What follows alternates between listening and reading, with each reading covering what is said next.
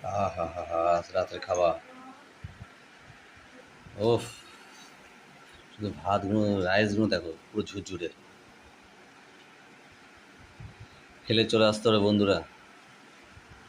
আহা, ওফ, দারুণ স্মাইল পাচ্ছি খাবারটাতে।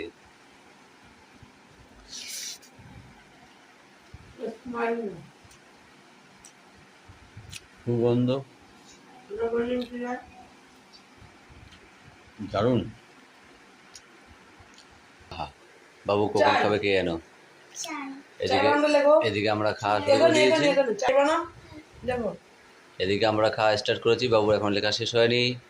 তার কারণ হচ্ছে বাবুর পরীক্ষা আর 1-2 দিন পর, কালকে তারপরের দিন পরীক্ষা।